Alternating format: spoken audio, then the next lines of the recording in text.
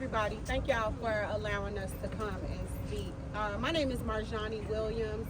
I'm here representing myself, honestly, and my son. We've been trying to do this work to save Taylor Park in the Bronzeville community. I don't know if folks are familiar with Taylor Park, but it is named after Robert Taylor, for the Robert Taylor homes that were demolished and thousands of black folks were displaced and never really put back into place in our communities.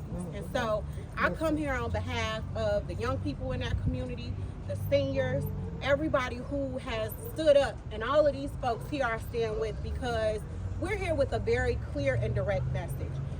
I don't believe that Venezuelan folks are to blame for this mess.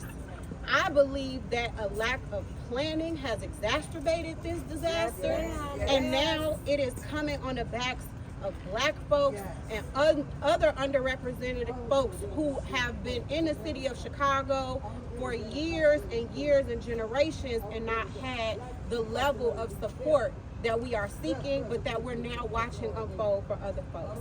And so it's not a zero-sum game. We're not asking for folks to be harmed or any of that. That's never been our message, and I can speak for me and my son. We're here trying to save these kids' lives. It is not about us wanting to hold on to something so tight. Because if you've ever been to Taylor Park, it's not the nicest place, but it's our place. It's the place where our kids can come 5, 6, 7 days a week. And the old school Robert Taylor home, crowd can come.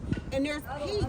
There is no gunfire, there is no fighting, there is no chaos as how our kids are being depicted, rioting, or like that's not what we're seeing. We're seeing a safe haven where we got kids that are even coming from other neighborhoods to this location because it is so highly respected and coveted.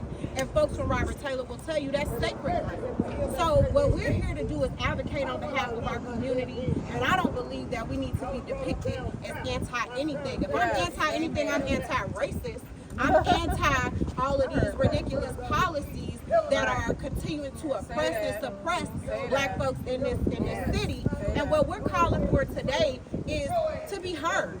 We're constantly hearing that, we hear you, we're taking this back to the city, we're taking it back to somebody, we're taking it back. Well, let's take it all the way back to where we've put our demands on the table for years.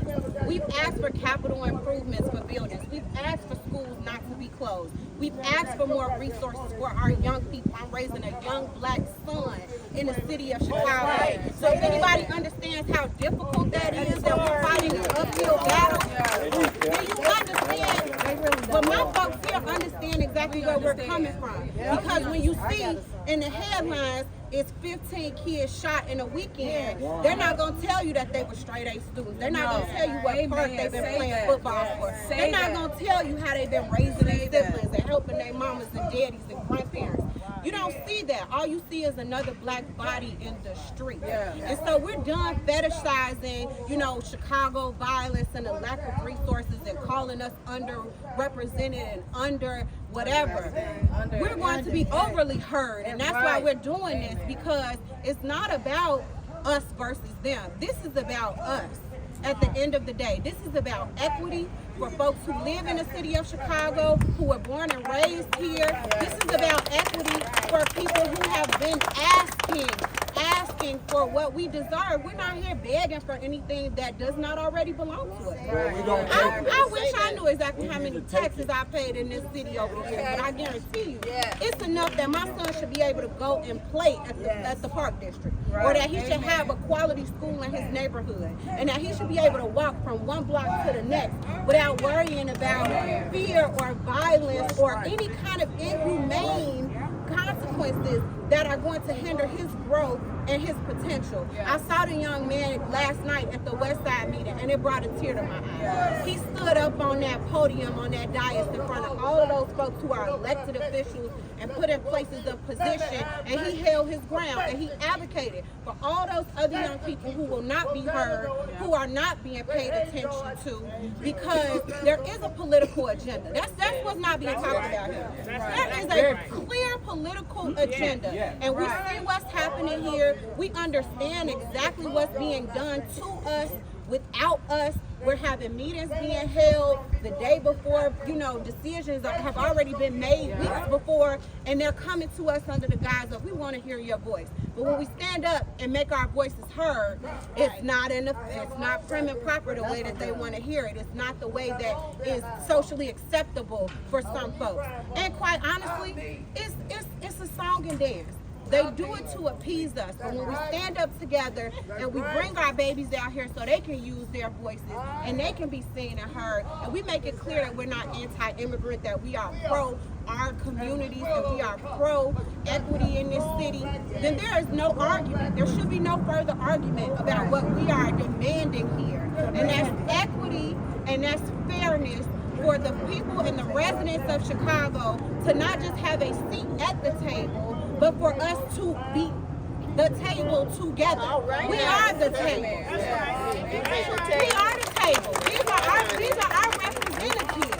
And so if it's going to be a problem with them representing us in the way that we are asking to be represented, then you're just going to see more of these groups of folks gathering together. You're going to see more of this community activism and more of this advocacy, because we're not going to stop until somebody gives us a solid plan for our babies and for our communities, because they got a plan for our money. They got a